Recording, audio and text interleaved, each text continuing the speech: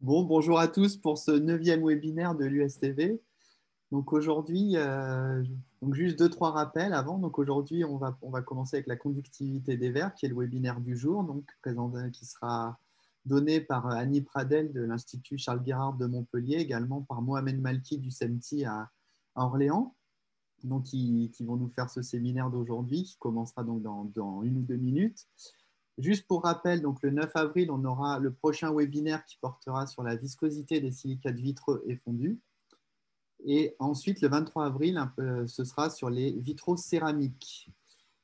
Autre chose aussi, je voulais vous rappeler que sur le site de l'USTV, vous avez accès à tous les replays des webinaires du vendredi. Donc comme ça vous permet d'accéder, si vous ne pouvez pas le voir intégralement ou si des proches autour de vous ne peuvent pas le voir pendant le vendredi, et ben à ce moment-là, vous pouvez les revoir en replay sur le site de l'USTV qui vous ramène directement sur la page YouTube de l'USTV dans laquelle vous pouvez toutes les retrouver et toutes les regarder en illimité. Voilà. Donc, je vais laisser la parole à Mohamed Malki donc, pour faire la première partie. Bien, merci. Donc, je remercie les responsables et les organisateurs de l'USTV de me donner l'occasion pour présenter ce webinaire avec Annie Pradel sur la conductivité des verres. Alors, je précise qu'il s'agit de la conductivité électrique des verres parce qu'il y a aussi la conductivité thermique, une autre propriété extrêmement intéressante, notamment pour l'aspect isolation des verres. Je vais dans cette partie-là, donc je vais présenter quelques généralités sur la conductivité des verres et puis après, donc, je donnerai quelques détails sur les techniques expérimentales pour mesurer la conductivité des verres, donc les verres à l'état solide, mais aussi à l'état fondu où les mesures sont rares. J'appliquerai, donc je montrerai quelques exemples d'applications. Après, donc c'est Annie qui interviendra après moi pour parler des verres, mais plutôt hétérogènes et avec notamment une technique locale originale. Donc Annie nous en parlera après. Alors, quelques rappels. Donc, la conductivité électrique est une propriété macroscopique qui caractérise le transport de charge dans les matériaux. Donc, ce n'est pas une technique sélective comme la RMN, par exemple. Donc, on mesure tout ce qui est chargé et qui bouge. La conductivité électrique, elle relie la densité de charge, la densité de courant J et le courant appliqué par cette relation, c'est la loi d'Ohm tout simplement. Alors, pour les verres homogènes, c'est tout simplement un scalaire. Alors qu'en général, notamment pour le cas des cristaux anisotropes, il s'agit d'un tenseur. Par ailleurs, la conductivité électrique est reliée à la mobilité par cette relation, donc où Q c'est la charge électrique, mu c'est justement la mobilité des porteurs de charge, et N la densité des charges qui s'exprime en nombre ou en mol par unité de volume. Alors, concernant les unités de la conductivité, les unités de la conductivité électrique, donc c'est l'unité système international, c'est Siemens par mètre, sachant qu'un Siemens c'est N-1, mais le plus souvent on utilise l'unité usuelle qui est Siemens par centimètre. Alors, l'autre quantité équivalente, c'est la résistivité électrique, qui n'est rien d'autre que l'inverse de la conductivité, hein, tout simplement. Et donc, on utilise indifféremment l'un ou l'autre, même si théoriquement, quand c'est conducteur, on doit plutôt utiliser la conductivité. Quand le matériau est résistif, c'est plutôt la résistivité qui doit être appliquée, mais bon. Alors, en général, les verres d'oxyde, en général, c'est un peu fort. Disons que souvent, les verres d'oxyde sont des conducteurs ioniques, c'est-à-dire les porteurs de charge sont des ions. Et justement, je précise, dans la présentation d'aujourd'hui, je ne parle que des verres conducteurs ioniques. Ceci dit, il y a bien des cas où la conductivité, où il y a une contribution électronique à la conductivité, hein. C'est notamment le cas des verres métalliques, des verres contenant différents éléments, des éléments qui ont différents états d'oxydation Et donc là, on a un saut électronique entre les différents états d'oxydation. Ici, on parle même de conductivité polaronique. C'est aussi le cas de verres contenant des particules métalliques ou d'oxyde métallique. Et le cas, enfin, je dirais le plus courant, c'est justement les verres qui contiennent des platénoïdes, genre palladium, rhodium. Donc ça, c'est les verres d'intérêt nucléaire ou l'oxyde RuO2. Et donc, justement, Annie, je pense qu'elle va parler de cette partie-là et elle nous montrera qu'il y a des contributions électroniques et ioniques. Et ce sont des verres qui sont plutôt hétérogènes. Alors, pour donner des grandeurs de la conductivité ionique des verres, donc j'ai cette échelle-là, c'est vraiment des grandeurs. Hein. Donc, où l'on voit la conductivité donc, des verres à l'état solide, ça commence à partir en gros de 10-12 Siemens par centimètre. Bien évidemment, la conductivité dépend de la composition et de la température. Hein. Et donc, pour les verres d'oxyde, eh bien, à basse température, on est isolant et puis lorsque l'on chauffe, eh bien, on peut atteindre des conductivités qui ne sont plus négligeables, qui commencent à devenir significatives. Hein. Et justement, il y a des applications industrielles aussi bien en utilisant le caractère isolant des verres à basse température et aussi à haute température dans l'état fondu quand ils commencent à devenir conducteurs. Et j'ai mis ici, en gros, la conductivité d'une solution KCl à 1 mol. Donc, voilà. Ce qu'il faut retenir, c'est que les verres ioniques sont globalement isolants à basse température et ils commencent à devenir conducteurs dans l'état fondu, mais on est bien sûr très, très, très en dessous de la conductivité du cuivre, par exemple. Alors, concernant la méthode de mesure ou la technique de mesure, donc du verre à l'état solide, hein, bah, normalement, verre, c'est solide, mais je l'ai quand même précisé. Donc, on utilise un disque ou plutôt une lame à face parallèle, c'est ce qui est représenté ici en vert, mais qu'on métallise. Donc, on métallise les faces. J'ai ici un schéma là à droite où donc on voit une pastille de verre métallisée. Donc, nous, au laboratoire, on utilise de la métallisation par évaporation, métallisation à l'aide du platine parce que ce sont les meilleures électrodes, du moins jusqu'à 600-700 degrés. Et soit on métallise toutes les faces en prenant soin de ne pas métalliser la tranche pour éviter un court-circuit, où nous, on utilise un cache pour maîtriser la surface métallisée, pour être sûr que les surfaces métallisées sont en regard l'une de l'autre. Alors, pour les dimensions, ça reste assez souple. Donc, chez nous, typiquement, on utilise des disques dont l'épaisseur est inférieure à 1 mm et d'un diamètre de l'ordre de 10 mm. Mais je rappelle, on peut adapter les dimensions en fonction de ce que l'on a. La métallisation aux platines, donc pour les températures, eh bien, on peut mesurer de l'ambiante ou même à plus basse température si le besoin s'en ressent, jusqu'à environ la température de transition vitreuse, ou des fois on peut la dépasser un petit peu. Sachant que quand on dépasse la température de transition vitreuse, eh bien, on peut avoir l'échantillon qui commence à se déformer un petit peu, ce qui peut modifier le facteur géométrique de la cellule. Et si on reste longtemps vers TG ou au-dessus de TG, on risque de cristalliser, donc de travailler plutôt sur une vitrocéramique et non pas sur du verre. Alors, les mesures se font à l'aide d'un impédance-mètre. Hein. Et donc, il y a différents types d'impédance-mètres. Je ne rentre pas dans les détails. Typiquement, les mesures que l'on fait sur les verres ioniques vont de 1 Hz jusqu'à 1 MHz. On peut aller en dessous, mais ça n'a guère d'intérêt pour les verres ioniques. Et au-dessus, on est limité par des phénomènes de résonance électrique. Donc, globalement, la fenêtre 1 Hz à 1 MHz donne les résultats que l'on souhaite. Donc, notre échantillon, il est là, métallisé. Bon, évidemment, si on veut faire des mesures avec la température, ben, il faut un four pour chauffer et un thermocouple pour mesurer la température. Alors, l'impédance-mètre, qu'est-ce qu'il fait?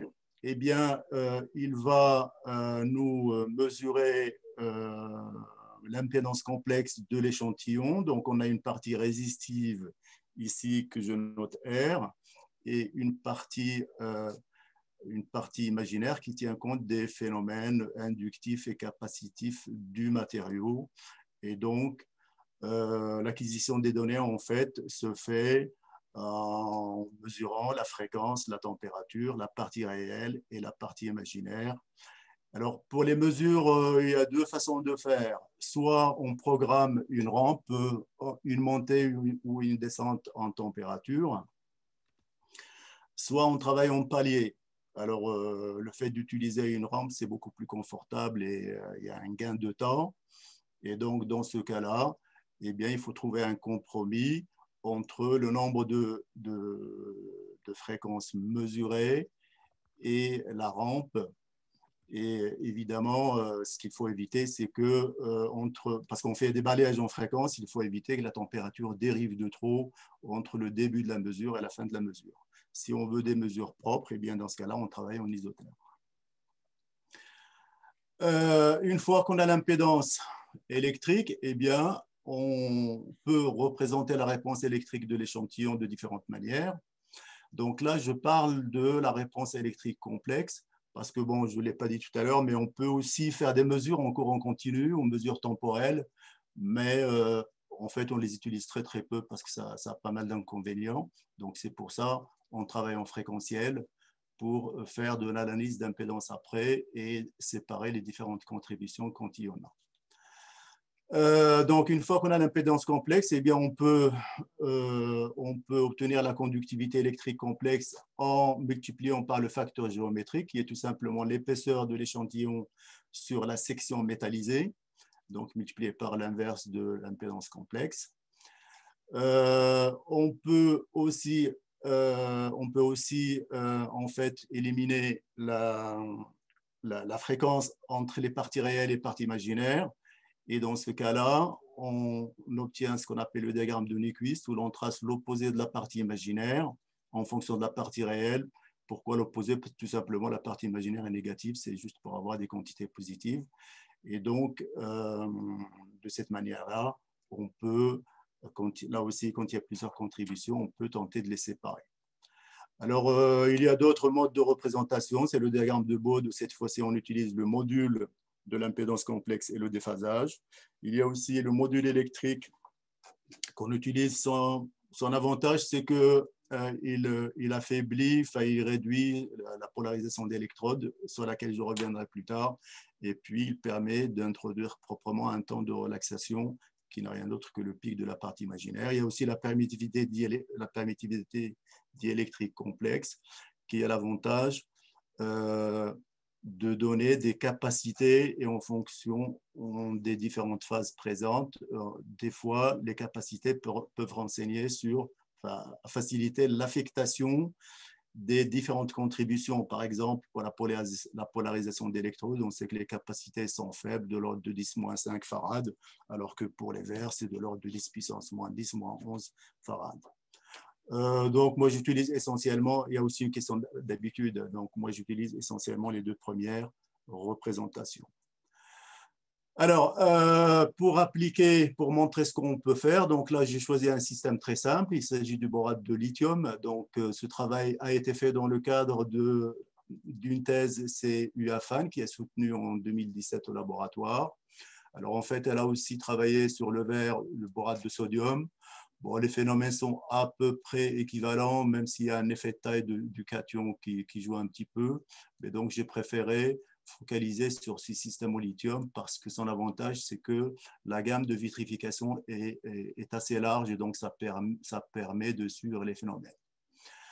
Alors, dans ce système-là, il y a un système ionique dans lequel les porteurs de charge sont les cations et les plus. Donc, quand on représente la réponse électrique ici, donc ici, nous avons la partie réelle de la conductivité en échelle logarithmique en fonction de la fréquence. Donc, comme je le disais, on va de 1 Hz jusqu'à 1 MHz. Alors, et donc ici, nous avons différentes températures qui vont de, là, ici, 50 et quelques jusqu'à 430 et quelques degrés. Là, l'exemple, c'est un échantillon qui contient 35% molaire. Donc, tous les pourcentages que je donnerai plus tard sont des pourcentages molaires d'oxyde Li2O. Hein. Et donc, à basse température, on voit que la conductivité est constante. Donc, on a un plateau de conductivité et après, ça monte avec une loi de puissance. Alors, la valeur du plateau, ici, donc, qui est indépendante de la fréquence, donne à peu près la conductivité statique. Et donc, cette conductivité statique, elle est due au mouvement des porteurs de charge, en l'occurrence les cations et les plus, sur de longues distances. Donc, ça, c'est la valeur du plateau. Après la montée ici en puissance, eh bien, c'est dû aux mouvements locaux des cations, c'est-à-dire un cation qui saute sur un site voisin, mais qui peut revenir en arrière. Donc, c'est des mouvements locaux. Et donc, ça, c'est ça qui est responsable de ce qu'on appelle la relaxation diélectrique. Et donc, on voit que les deux régimes sont séparés par une certaine fréquence, je dirais, de coupure, et que plus la température augmente, plus cette fréquence de coupure migre vers les hautes fréquences. Pourquoi? Parce que tout simplement, les mouvements des cations deviennent rapides. Et après, donc, quand on augmente la température, on a le palier, mais à plus haute température et à basse fréquence, cette fois-ci, on a une baisse de la conductivité à basse fréquence. Alors, cette baisse de conductivité, c'est ce qu'on appelle le phénomène de polarisation d'électrodes. Ce sont donc des cations qui ont tendance à s'accumuler au voisinage des électrodes. Et donc, ce n'est pas la conductivité de l'échantillon, c'est dû à la configuration qu'on utilise. Là, si on veut la conductivité, il faut prendre le plateau à ce niveau-là. Et donc, on peut voir que cette polarisation d'électrodes qui nous embête plus qu'autre chose, en fait, hein, eh bien, cette polarisation d'électrodes, elle augmente avec la température. Mais on verra que dans l'état liquide, ça devient encore plus gênant si on ne prend pas certaines précautions. Et donc, hormis ça, on voit que la conductivité ionique, elle augmente avec la température. Bon, ici, nous avons un échantillon qui est pas mal chargé. Et donc, la conductivité est assez grande. Bon, je me dépêche parce que je vois que l'heure avance. L'autre représentation, c'est on représente, donc c'est le diagramme de Nyquist, où l'on représente l'opposé de la partie imaginaire en fonction de la partie réelle. Et donc là, on obtient des arcs de cercle. L'intersection, ça correspond à l'impédance pour laquelle la partie imaginaire est nulle. Et donc, c'est ça qui nous donne la résistance statique, qu'on relie à la conductivité statique par le facteur géométrique. Donc, cette méthode-là, elle est beaucoup plus rigoureuse. Donc là, on a des arcs de cercle. Quand on monte en température, eh bien, on voit un deuxième arc apparaître ici. Donc, les basses fréquences sont ici, puis après, les fréquences augmentent lorsque l'on va à gauche. Et donc, cet arc de cercle à droite, c'est justement la polarisation d'électrodes qu'on a vu tout à l'heure sur la partie réelle qui est là. Après, une fois qu'on a déterminé la conductivité, eh bien, on trace la conductivité cette fois-ci avec la température. On est ici dans le diagramme d'Arrhenius, on a 1000 sur T, et là, on a ln de sigma dc fois T. Et donc, on voit ici, donc, nous avons plusieurs compositions. Hein. Donc, on va de 10 jusqu'à 50 en Li2O. Et donc, on voit que la conductivité, elle augmente évidemment avec la composition. Et on voit aussi qu'à partir de 30-35, les courbes sont un petit peu resserrées. Les courbes ici sont sur des droites, donc c'est la preuve que la conductivité suit cette loi d'Arrhenius avec l'énergie d'activation qui est là et qui suit ce comportement-là avec la composition. Donc, elle chute rapidement, puis après, elle stagne. Elle a un comportement asymptotique. Si cette fois-ci, je m'intéresse à la variation de la conductivité avec la composition à 3 températures, on voit pour ce système-là, eh bien, on voit que nous avons un changement de régime. La conductivité, elle augmente quasi linéairement avec une certaine pente, puis après, moins rapidement. Et donc, ce changement de régime, il a lieu vers les 30-35%. Donc, ceci, c'est une manifestation de la fameuse anomalie du bord qui se reflète aussi sur d'autres quantités telles que TG, la densité, etc. Alors, très rapidement, pour expliquer ce phénomène-là, on se base sur la structure. Donc là, je rappelle tout simplement la structure de BDO3. C'est le modèle, je dirais, retenu ici avec des anneaux boraxol et des chaînes entre les anneaux. Quand on rajoute du lithium, eh bien, on crée des bords BO4- qui doivent être équilibrés par le lithium. Donc, ce sont des tétraèdres. Et après, on va dépolymériser le réseau en créant des NBO, des oxygènes non pontants. Donc, pour suivre l'évolution de ces espèces-là, nous avons fait, avec l'aide de Valérie Montouillou, donc au CMT, de l'ARMN très haut champ, 20 Tesla ou 850 MHz. Et donc, on voit ici que nous avons deux raies qui sont complètement disjointes à cette valeur élevée du champ. Donc, la première, c'est les BO3 et celle à droite, c'est les BO4-. Et donc, ici, en utilisant le pourcentage des airs, on obtient le pourcentage des BO4- qui augmente de façon quasi linéaire jusqu'à environ 40%, puis après, ça diminue assez lentement. Alors, en faisant un calcul d'équilibre de charge, tout simplement, et en supposant que les NBO ne se créent qu'au sein des BO3, ce qui est vrai d'après la littérature, eh bien, on arrive à obtenir le nombre d'oxygène en pontant par entité BO3. Et donc, on voit en fait que les oxygènes en pontant ne commencent à apparaître que vers 20%, ils commencent à devenir significatifs vers 30%. Et puis, quand on est à 50% de Li2O, eh bien, on arrive à une moyenne, donc je parle bien d'une moyenne, de 1 NBO par unité BO3. Et nous avons vérifié ceci en faisant l'ARMN sur O17, donc ce sont des verres enrichis, et donc sur 3 compositions, et on a bien retrouvé ces valeurs-là. Alors maintenant, on peut expliquer le comportement de la conductivité qui est ici, donc le fameux changement qu'on a vu. C'est au départ, nous avons que des lithiums qui compensent les tétraèdres BO4 et après 35%, les oxygènes non pontants commencent à devenir prépondérants et donc ça coïncide avec le freinage de la conductivité électrique. Donc très rapidement, cela veut dire que en fait, l'interaction entre un lithium et le BO4- est plus faible que celle entre un Li+ et un oxygène non pontant. Voilà qui pourrait expliquer donc cette anomalie du bord vue de la conductivité électrique. Alors très rapidement, pour la conductivité électrique à l'état fondu, donc en fait ici on utilise un creuset qui est souvent en platine rhodiée si on veut aller plus loin, et dans lequel on vient plonger un système d'électrodes. Ici, nous avons donc une méthode 4 électrodes avec 2 électrodes qui imposent le courant et on vient mesurer la tension au milieu, c'est-à-dire loin de l'accumulation des charges pour éviter ce problème de polarisation d'électrodes. Donc, je passe sur tout ceci.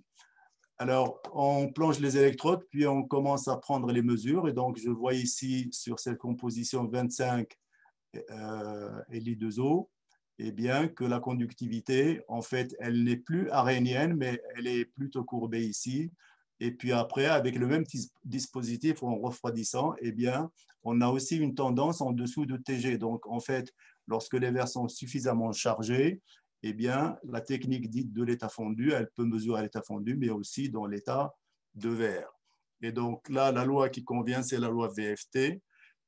Ici, j'ai superposé les valeurs obtenues à l'aide de la mesure haute température et à l'aide de la pastille solide. Donc, on voit qu'on a un accord parfait entre les deux. Bon, ce n'est pas toujours le cas. Des fois, il y a quand même quelques désaccords, hein, quelques petites différences, comme on peut le voir ici.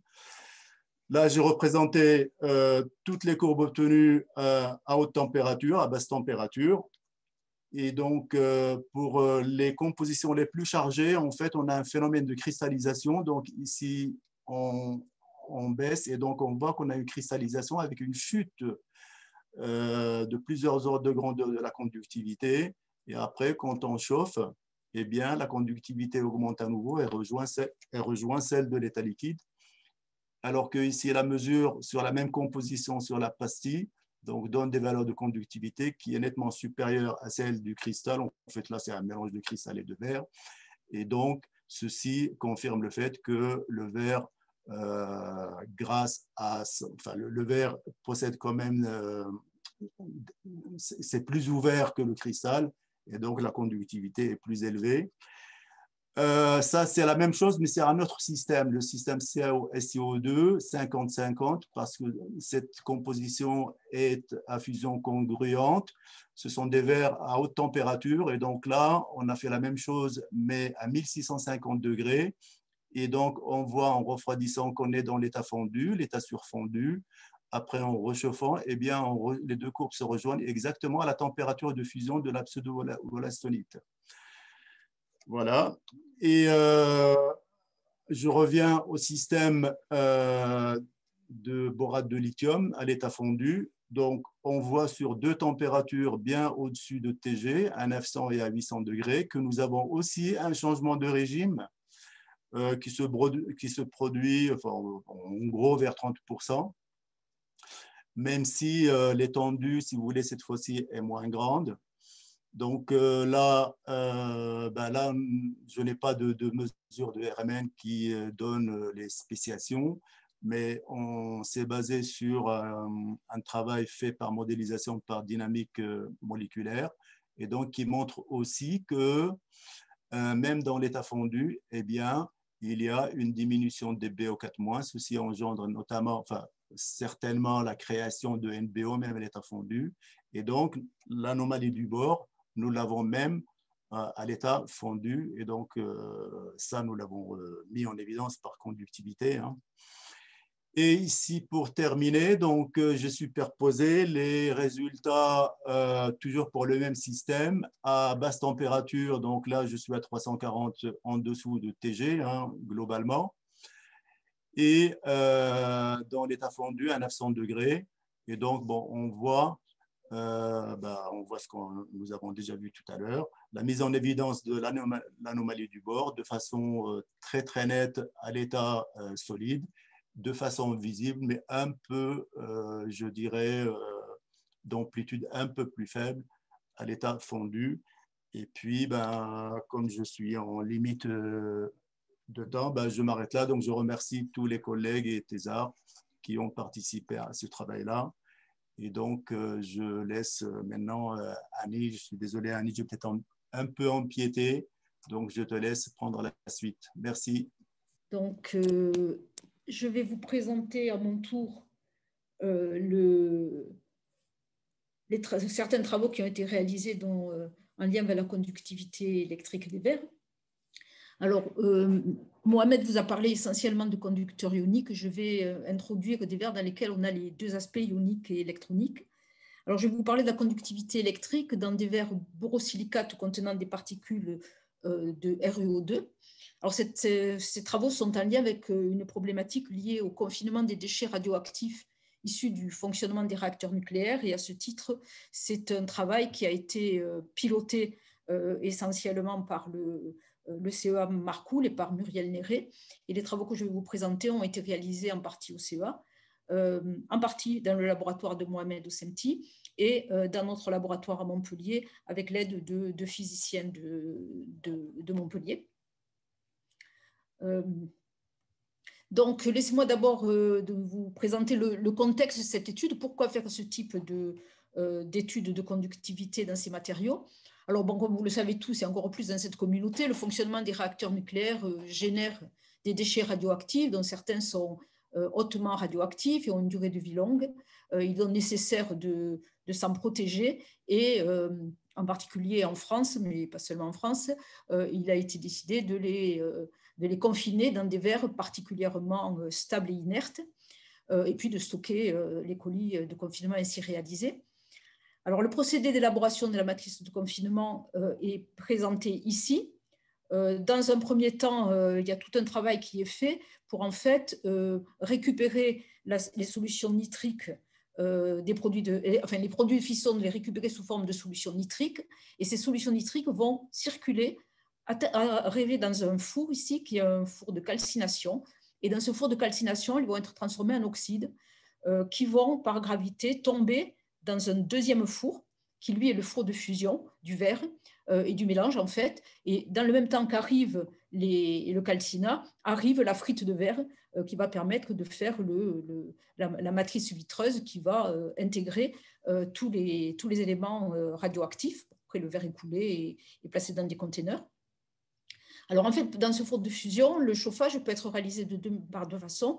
Le pot chaud, la méthode du pot chaud ou la méthode du creuset froid. Alors, la méthode du pot chaud, consiste tout simplement à avoir un creuset métallique qui est chauffé par induction et c'est par ce biais qu'on chauffe le mélange de poudre qui fond et l'élaboration se poursuit. La technique du creuset froid est plus complexe. Elle a été développée il y a beaucoup moins longtemps et depuis une dizaine d'années, je crois qu'elle fonctionne à l'usine de La Hague. Voici ce qu'est en gros la technologie qui est utilisée. On a ici le creuset, qui est un creuset aussi métallique, et ici on a le mélange frite de verre calcinat. Et en fait, le chauffage n'est plus produit en créant des courants induits dans le creuset, mais le champ électromagnétique alternatif va créer des courants électriques au sein du mélange frite de verre oxyde des produits de fission. Et dans ces conditions, on va de cette manière-là fondre le verre directement par les courants induits in situ. Alors, un autre intérêt de ce creuset froid, c'est que dans le creuset froid circule de l'eau refroidie et de ce fait, cela va refroidir les bords du bain fondu qui va se solidifier. Et de cette manière, on crée un auto-creuset qui est très intéressant parce qu'il protège le creuset métallique du bain fondu et en même temps, il permet donc d'éviter qu'il y ait de la pollution dans le bain fondu. On peut travailler aussi à des températures plus élevées, donc il présente beaucoup d'avantages et donc cette technologie est développée. Alors, on voit bien que pour optimiser le processus, il faut être capable d'optimiser la puissance générée et choisir la bonne fréquence du champ électromagnétique alternatif qui dépend fortement des propriétés électriques de ce matériau, d'où l'intérêt, et ce qui motive l'étude, de bien comprendre les propriétés électriques du mélange en bain fondu frite-oxyde et aussi en solide, puisque là, on a une zone qui doit rester isolante et qui ne doit pas fondre au fur et à mesure que les courants circulent. Alors, pourquoi ce travail peut être complexe? C'est lié au fait que dans le calcinat, il y a des platinoïdes qui restent insolubles dans le bain fondu et donc aussi dans le verre solidifié. Et du coup, on a un milieu qui est complexe avec des zones où le verre est essentiellement ionique, conducteur ionique, et des particules qui sont, elles, conductrices électroniques. Et donc, ça peut perturber les courants induits. Donc, c'était intéressant d'aller étudier ces propriétés. Bon, alors là, le travail que je présente, c'est un travail qui a été fait en utilisant des modèles simplissimes pour rendre compte de ce phénomène. Le verre de confinement est modélisé par un verre borosilicate de sodium et de calcium, dont la conductivité est assurée par le sodium. Et c'est un verre qui a une conductivité voisine de celle du verre nucléaire utilisé habituellement. Les particules de platinoïdes insolubles, alors là, on réduit au minimum, on n'en met qu'une, et on va utiliser de l'oxyde de ruthénium. Dans la composition exacte de la matrice que nous avons utilisée est donnée là. Et vous voyez que petit à petit, on a rajouté de l'oxyde de ruthénium. Alors, le paramètre pertinent dans notre étude, c'est plutôt la pourcentage volumique en oxyde de ruthénium. Et donc, la façon dont la nomenclature des matériaux est donnée, c'est en donnant un chiffre qui correspond au pourcentage en volume du ruthénium fondu, de l'oxyde de ruthénium dans le matériau, R0 correspondant à la matrice vitreuse seule. Bon, alors après avoir élaboré les verres, nous avons étudié par microscopie électronique à balayage leur état, et on voit que dès les tout premiers apports en oxyde de ruthénium, 0,5% en volume, on voit déjà apparaître des cristallites. Bon, alors, ce n'est pas très surprenant, hein, la dissolution du ruthénium dans les verres borosilicates est marginale, de l'ordre de 100 ppm dans les verres qu'on utilise. et donc c'est attendu d'avoir de la cristallisation. On voit qu'au fur et à mesure qu'on augmente la teneur en volume de l'oxyde de ruthénium, on voit apparaître de plus en plus de cristaux, et on voit surtout que ces cristaux ont tendance vraiment à s'agglomérer, à faire des agglomérats de plus en plus gros. Bon, ce qui nous intéresse au plus haut chef, bien sûr, c'est de connaître la conductivité électrique des matériaux qu'on a obtenus.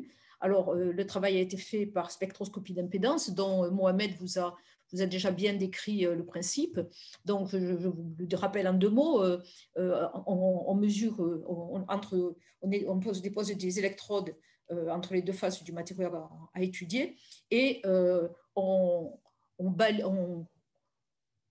impose une tension alternative, on va balayer en fréquence, et on récupère le gain en courant et le déphasage, ce qui permet d'obtenir l'impédance complexe avec sa partie réelle et la partie imaginaire. Et comme vous l'a dit Mohamed, la résistance du matériau en fait se trouve sur le point de la courbe qui correspond à la zone où la partie imaginaire de l'impédance est nulle, donc la partie où dans le diagramme de Nyquist, donc qui est le diagramme qui donne la partie imaginaire de l'impédance en fonction de sa partie réelle. Dans ce diagramme de Nyquist, le point qui coupe l'abscisse correspond donc à la résistance du matériau. Alors, comme aussi Mohamed l'a déjà bien introduit, alors attendez, d'abord je vais vous présenter les 2 matériaux dont je parle ici, sur cette figure. Nous avons la matrice vitreuse pure, pas d'oxyde de ruthénium, et le matériau qui contient un minimum d'oxyde de ruthénium, 0,5% en volume. Vous voyez ici les diagrammes de Nyquist qui sont tracés pour différentes températures. Température la plus faible, et on augmente en température. De la même manière, la température la plus faible, on augmente en température. Et vous voyez qu'au fur et à mesure qu'on augmente la température, aux basses fréquences, c'est-à-dire les zones rouges, on voit apparaître cette droite-là, qui correspond en fait à un phénomène capacitif. Et c'est le phénomène dont parlait Mohamed, c'est la polarisation des électrodes. On se retrouve avec, lorsque l'alternance devient faible, les ions ont le temps d'atteindre les électrodes et de s'accumuler, créant un phénomène de polarisation. À ce moment-là, l'existence de cette signature ici nous prouve que l'on a affaire à un conducteur ionique dont la partie dominante de la conductivité dans ces matériaux sont le déplacement des ions sodium. Si maintenant on passe aux matériaux qui contiennent le plus d'oxyde de ruthénium, je vous présente ici 3 matériaux à une seule température, 600 K, et on voit 3 diagrammes de Nyquist. Alors, bon, vous ne les reconnaissez peut-être pas trop parce que Mohamed ne vous a pas parlé de ça, mais il se trouve qu'ici, si vous regardez la fréquence, les basses fréquences, on voit que les points s'accumulent à un seul endroit. Il n'y a absolument pas d'effet capacitif. Et le fait que les points s'accumulent et qu'il n'y ait pas d'effet capacitif démontre que les charges circulent à travers le matériau, le circuit électrique, et donc on n'a pas affaire à des ions mais à des électrons.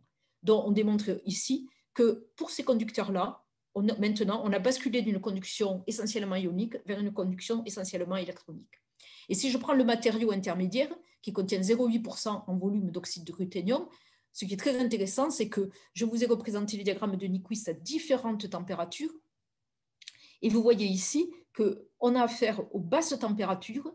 Dans ces basses températures, il n'y a pas d'effet d'électrode. On a donc un conducteur essentiellement électronique, alors qu'à haute température, on voit apparaître cet effet capacitif. On a une polarisation aux électrodes. On a donc les ions sodium qui conduisent et qui sont les conducteurs majoritaires puisqu'ils arrivent à polariser l'échantillon. Donc, comportement différent à ces hautes températures, on passe d'électronique à ionique. On a représenté ici le diagramme d'Arrhenius de la conductivité, des conductivités, avec le log de la conductivité en fonction de l'inverse de la température pour chacun des échantillons, et au fur et à mesure, on a les températures croissantes lorsqu'on se déplace de la droite vers la gauche. Et on voit qu'il y a 2 régions bien différentes, une région où la courbe de conductivité est une droite qui présente une pente importante. Cette zone correspond à une zone où l'énergie d'activation du système est de 0,9 électronvolts. On a donc un phénomène thermiquement activé, et en fait, c'est la région où domine la conduction ionique, le déplacement des ions sodium. À haute température, par contre, à haute teneur en oxyde de ruthénium, par contre, la conductivité varie quasiment pas, voire devient légèrement plus faible. Et donc, dans cette région-là, on n'a pas de phénomène thermiquement activé. On a une conduction électronique qui est même quasiment métallique, vu qu'elle diminue avec la température. Alors, on peut souligner le point intermédiaire dont je vous ai parlé tout à l'heure. Et là, vous voyez qu'aux basses températures, on a effectivement une conductivité qui ne dépend pas de la température. Et puis, à partir d'un certain moment, la conductivité commence à augmenter avec une énergie d'activation très voisine de celle que l'on avait observée pour les matériaux les moins riches en oxyde de ruthénium. Et on voit donc qu'on a un passage d'une conductivité dominante électronique à une conductivité dominante ionique, bon, ce qui s'explique par le fait que la conduction ionique est très thermiquement activée et donc démarre très basse à basse température et devient très élevée à haute température. Bien évidemment, dans les deux cas, on a de l'électronique et de l'ionique, mais selon les zones de température, l'un l'emporte sur l'autre. Alors, ce qui est intéressant à noter, là, essayer de voir, c'est qu'effectivement, lorsqu'on passe d'une composition contenant 0,5% en volume d'oxyde de ruthénium à une composition contenant 0,8% en volume d'oxyde de ruthénium, on a brutalement une augmentation de la conductivité de 5 ordres de grandeur. On a donc apparition ici d'une part électronique de conductivité qui n'existait pas auparavant. Et donc, on a affaire à un seuil de percolation électrique. Alors, ce qui est important à souligner, c'est que la teneur en oxyde de ruthénium est trop faible pour qu'on puisse justifier d'un seuil de percolation électrique physique, c'est-à-dire un seuil où les cristallites de RuO2 seraient en contact les unes avec les autres. Donc, pour rendre compte de ce phénomène, les discussions sont encore en cours, hein, on n'a toujours pas des réponses bien claires. Est-ce que c'est dû à un effet tunnel entre deux électrodes entre deux particules qui seraient très proches les unes des autres, effet tunnel à travers le verre? Rôle du ruthénium dissous, bon, c'est un peu surprenant parce qu'il y a très peu de ruthénium qui peut être dissous. Donc, il y a beaucoup de discussions. Alors, on a voulu essayer de voir comment évoluer les propriétés électriques du matériau, mais à une échelle extrêmement locale. Et pour ça, essayer de voir comment évoluer la permittivité diélectrique dans des zones de l'échantillon qui ne contenaient apparemment pas de cristallites. Et pour ça, on a décidé d'utiliser les techniques de microscopie en champ proche et essayer d'atteindre cette mesure de permittivité. On a utilisé la microscopie à force électrostatique et ensuite on a développé un modèle pour essayer d'avoir des valeurs. Alors là, je vais essayer de vous résumer de façon simple la technique. La microscopie à force électrostatique est basée donc sur l'utilisation d'un microscope à force atomique classique avec le paramètre que l'on enregistre et l'écart de la vibration de la pointe du levier à FM par rapport à sa fréquence de résonance. Alors, dans la mesure, on fait un premier passage où on fait une mesure classique en contact qui permet d'enregistrer la topographie de l'échantillon. Et ce qui est vraiment la partie EFM, c'est le deuxième passage. Dans ce cas-là, on va faire un passage, on va passer au-dessus de l'échantillon, mais maintenant à une distance précise entre l'échantillon et la pointe du levier. Et en plus, on établit une différence de potentiel entre la pointe du levier et le fond de l'électrode posée sous l'échantillon. Donc, le dispositif pointe-échantillon est assimilé à un système de ressort. La variation de la fréquence de vibration de la pointe étant liée au gradient de force qui s'applique sur le levier. On peut aussi considérer que notre dispositif échantillon-pointe est un condensateur, correspond à un condensateur dans lequel la capacitance entre les deux plaques serait à la fois la capacitance liée à l'air qui existe entre le levier et l'échantillon. Cette distance va être variable si on change la hauteur où on place le levier par rapport à l'échantillon, et ensuite la capacitance de l'échantillon lui-même, celui-ci étant directement lié à la permittivité du matériau. Donc, si on fait cette hypothèse, on montre qu'on peut, je ne rentre pas dans les détails, on peut exprimer, le gradient de force s'exprime selon cette formule. Si on le remplace dans cette formule-là, on montre que la quantité qui va être mesurée, la variation de la fréquence, varie comme le carré de la tension appliquée entre l'échantillon et la pointe du levier. et donc peut être représenté, si on fait varier la tension, comme une parabole dont la concavité est donnée par cette formule-là. Et vous voyez que la concavité contient l'information sur la capacitance du système et donc sur la permittivité du matériau. Alors, des modèles ont été établis qui montrent que, connaissant la permittivité diélectrique du matériau, on peut tracer ces courbes qui donnent la concavité en fonction de la distance. Et on voit que si la permittivité augmente, la courbure de la courbe augmente aussi. Donc, ça permet déjà dans un premier temps de classer les niveaux de permittivité. Alors, on a fait ces mesures sur nos échantillons. On pouvait soit se placer sur les particules, les zones très très riches en RuO2, ou au contraire chercher les zones où il n'y a absolument aucune cristallite visible.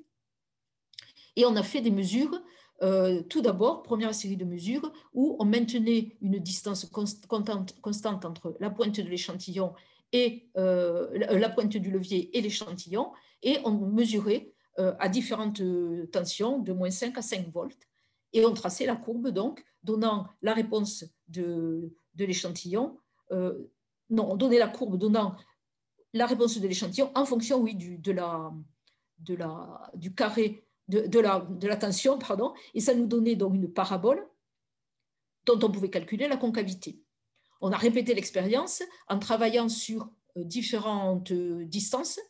Plus les distances deviennent importantes, plus la concavité devient faible, et on a toute une série donc de concavités reliées à des différences de distance. On peut donc tracer la courbe concavité, distance, pour les points qui ont été étudiés.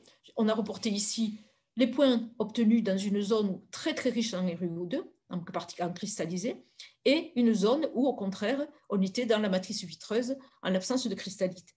On voit que clairement, la courbe est plus importante dans le cas des cristallites, ce qui montre que l'expérience fonctionne. Elle montre bien que quand la permittivité est plus élevée, on a des courbes différentes.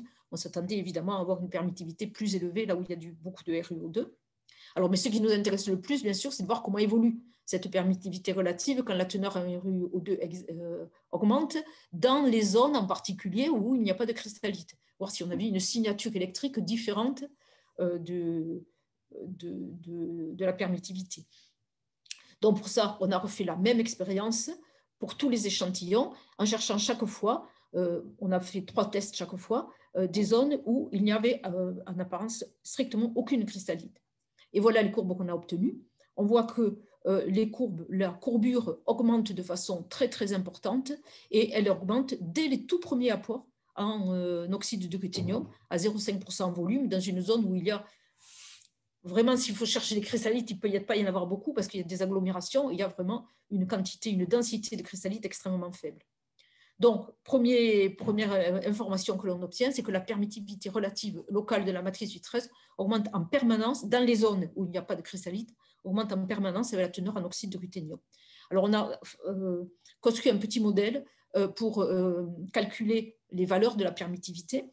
Alors, je ne vais pas en parler beaucoup, je ne le maîtrise pas du tout. Ce sont les physiciens de Montpellier qui ont construit ce modèle.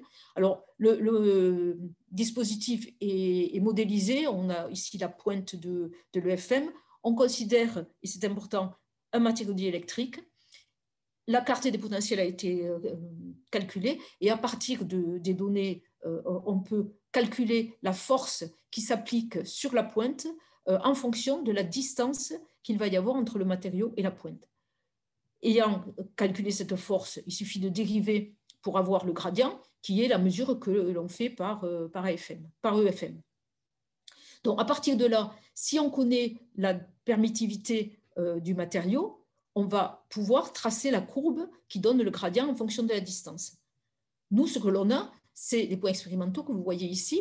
Nous, ce que l'on a, c'est le gradient en fonction de la distance, mais on ne connaît pas la permittivité. Alors, le modèle, simplement, est basé sur des mesures des mesures de fit. Par itération, on change les valeurs du epsilon R jusqu'à obtenir le meilleur fit entre expérience et simulation. Dans le cas des matériaux qui contiennent des faibles teneurs en oxyde de ruthénium, ça marche bien, on voit bien que les fils collent bien, mais on voit que dès qu'on a une trop forte teneur en oxyde de ruthénium, alors là, le modèle ne peut plus s'appliquer, on a beau chercher, on est déjà là à 2000 pour le epsilon R, et on a beau monter en valeur, on n'arrive pas à fitter, donc ça veut dire que le matériau, là, dans ses teneurs en oxyde de ruthénium, même les zones où on ne voit pas les cristallites, a déjà un comportement qui est celui d'un matériau qui n'a pas les composantes des composantes diélectriques. Ça correspond avec la conductivité ionique, électronique importante que l'on a observée. Voilà, j'ai reporté les valeurs là qui sont fiables, elles sont là, et on voit qu'on a une augmentation très forte de la permittivité dès que l'on rajoute de faibles teneurs en oxyde de ruthénium, même en cherchant les zones où il n'y a absolument aucune cristallite. Alors ça nous indique qu'on a quand même un enrichissement continu de la matrice vitreuse en ruthénium. Alors soit dissous, mais bon, dissous c'est toujours pareil, il n'y a que quelques ppm de ruthénium qui se dissout dans le matériau. Par contre, on peut imaginer que l'oxyde de ruthénium existe sous forme de vraiment nanoprécipités, comme par exemple des germes de cristallisation. Quand on fait les calculs, ça n'en fait pas beaucoup, mais ça veut dire que les tout premiers germes de cristallisation ont déjà un effet important sur la permittivité du milieu. Donc, ce qu'on pense, c'est que ça peut jouer un rôle dans le mécanisme de conduction, et en particulier, on peut penser que le fait que cette permittivité augmente, cela crée un volume effectif du milieu conducteur plus important que dans un milieu diélectrique, ou un milieu où il y aurait juste des particules qui n'auraient pas d'interaction entre elles, et cela peut diminuer le volume minimal de phase RuO2 nécessaire à la percolation électrique. Mais ce n'est qu'une proposition. Seul élément factuel, c'est vraiment cette augmentation de permittivité à une échelle qui est, on mesure 100 nanomètres en profondeur et 200 nanomètres en latéral à peu près. Voilà, donc j'espère vous avoir démontré que ces verborossilicates contenant des particules de RuO2 sont intéressantes sur le plan électrique, puisqu'elles présentent un seuil de percolation pour des valeurs très très faibles du volume de RuO2, qu'on passe d'une conduction ionique à électronique. Et bon, on a montré que la permittivité locale est perturbée dès les premiers apports de RuO2, et cela peut permettre de comprendre peut-être un seuil de percolation assez bas. Voilà, je vous remercie. Merci Annie, merci Mohamed pour ce webinaire.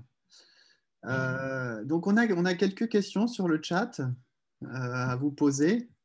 Alors il y a des questions qui sont très pratiques, hein, du genre est-ce que donc là c'est pour Mohamed par exemple, est-ce que pour les mesures de conductivité dans les melts, à l'état fondu, est-ce qu'il peut y avoir des biais liés à la convection? Oui, j'ai vu, c'est Franck qui pose ça, oui, c'est voilà. l'aérodynamique qui parle.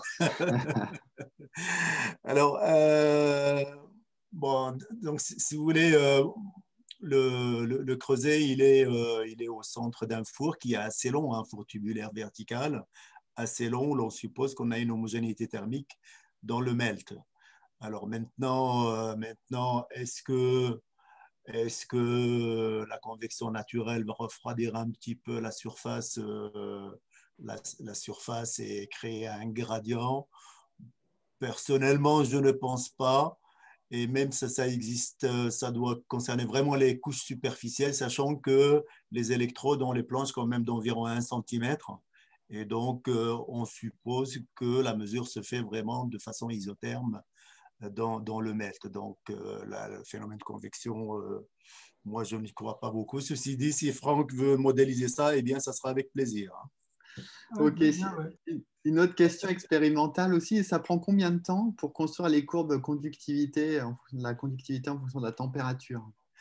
Alors, pour l'état solide, bon, ça dépend de la température de transition vitreuse, mais en gros, on fait une montée et une descente en une journée et une nuit. Parce que voilà l'avantage d'automatiser, on peut laisser la manip fonctionner toute seule. Donc, en une journée et une nuit, on a montée et descente. Pour la mesure, pour l'état fondu, c'est beaucoup plus long parce qu'il y a tout un tas de réglages à faire. Donc, en général, on place le creuset, on place le verre dans le creuset. et on règle les hauteurs et tout ça, parce que si on fait une erreur d'un millimètre, on peut tout casser après. Et le lendemain, on lance une montée et une descente dans la nuit, même si ce n'est pas toujours prudent. Et après, donc, à basse température, le liquide a figé. Donc, on est obligé de réchauffer pour sortir les électrodes. Et souvent, on fait un deuxième cycle. En gros, une manip, ça prend quasiment une semaine. Après, pour nettoyer les électrodes, ça, c'est une autre affaire, parce que les électrodes sont imbibées de verre. Et donc, on met ça dans du HF. Et c'est pour ça qu'il faut avoir plusieurs jeux de sondes de mesure. Donc, c'est des manips qui sont extrêmement longues et pas mal contraignantes quand même. D'accord, merci. Alors, une question pour Annie aussi. Est-ce que là, ce que vous avez pu observer avec le ruthénium, est-ce que ça a pu être observé pour d'autres oxydes comme avec le titane ou le zirconium? Ou est-ce que peut-être ça n'a même pas été mesuré? Ouais, moi, non, je ne connais pas. Non, on a travaillé là-dessus, mais je ne pense pas que ça a été fait sur ces assez faibles teneurs, je ne crois pas. D'accord. Dans cette optique-là, non, et je ne connais pas le travail, s'il existe. D'accord. Et justement, donc, il y a une autre question aussi à propos de ça. C'est donc, donc apparemment, donc, les images donnent une impression qu'il y a plus de bulles dans le cas du ruthénium. Est-ce que c'est vrai de manière générale Oui, c'est vrai que plus on met de ruthénium avec les mêmes conditions. Bon, on a travaillé l'élaboration a été faite exactement pareil pour pouvoir être comparable. Et effectivement, on a de plus en plus de bulles quand on a du RuO2. Il faudrait s'affiner plus longtemps pour quand on met plus de RuO2. Ouais, c'est plus visqueux peut-être, non? Oui, c'est possible. J'ai une autre question pour Mohamed. Pour savoir, est-ce que ces études, ces informations quantitatives peuvent être aussi obtenues? Donc là, c'était les boîtes de lithium, mais est-ce que ça pourrait être obtenu avec beaucoup plus d'oxydes, avec des mélanges à 4, 5, 6 oxydes? On mesure toujours. Hein. La mesure, on peut toujours la faire. Après, pour faire la part des choses, ce n'est pas toujours évident. Déjà, parmi les oxydes, est-ce que c'est des oxydes formateurs ou est-ce que c'est des oxydes modificateurs? Est-ce qu'il y a des cations alcalino-terreux et des alcalins? Quand il y a les deux, généralement, la mobilité liée aux cations alcalino-terreux est négligeable devant celle des alcalins. Ça, il y a un facteur 10 puissance 4 à peu près entre les mobilités. Hein. Et après, il faut faire des études systématiques en faisant varier un oxyde à la fois et voir comment évolue la conductivité. Et après, essayer de décomposer, mais ce n'est pas toujours évident. Évidemment, plus le système est complexe, plus l'interprétation est difficile. C'est-à-dire qu'il faut avoir toutes les informations sur la structure, comme tu l'as montré dans les borates. Hein. Oui. À comprendre après. Donc, ça veut dire des études plus longues parce que... Oui, oui, tout à fait. Et puis la conductivité à elle seule ne suffit pas. Hein. Voilà. Et donc, dernière question, parce que je vois qu'il est déjà 14 heures. Donc, lorsque la conductivité devient grande, les mesures à haute fréquence sont plus difficiles à cause de la contribution inductive non négligeable des fils du dispositif. Avez-vous un moyen de limiter ce problème? La question est tout à fait vraie. Ouais. C'est vrai qu'il y a des phénomènes inductifs et qui existent toujours, mais qui deviennent non négligeables, voire prépondérants lorsque la résistance de liquide devient faible. Alors, en fait, il peut y avoir deux moyens pour pallier à ça. Le premier, c'est on fait une mesure en court-circuit. En court-circuitant les électrodes, on fait une mesure et donc après, on déduit la mesure du court-circuit, donc ça élimine la partie inductive.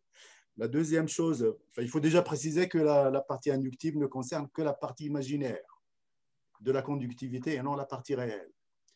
Et donc, la deuxième façon de faire, c'est d'utiliser des fils de courant et de tension en carré et non pas alignés. Comme ça, le courant induit, il est quasiment nul en travaillant en carré. Il y a une publication qu'on a faite il y a longtemps avec Claire Simonet. Et donc, on peut calculer, en faisant une mesure en carré, eh bien, on peut réduire énormément les effets inductifs, où on peut les calculer, même si on est en ligne, on peut les calculer et déduire et déduire ces effets inductifs de la valeur de l'impédance qu'on mesure, sachant qu'il n'affecte que la partie imaginaire et il ne commence à être apparent effectivement qu'à haute fréquence vers 10 puissance 4 Hz et au-delà. Donc, il y a toujours des moyens pour pallier aux effets inductifs. OK. Ben, on va vous remercier pour ces beaux webinaires et puis on vous donne rendez-vous à tous dans 2 semaines donc pour le prochain webinaire qui aura pour thème, Daniel, tu te souviens, j'ai oublié. Viscosité, non? La viscosité, oui, c'est ça. Bon, bah, à bientôt. Bonne fin de journée. Au revoir. Merci. Au revoir. Au revoir. Et merci de la clarté des exposés. Merci. Merci. Au revoir.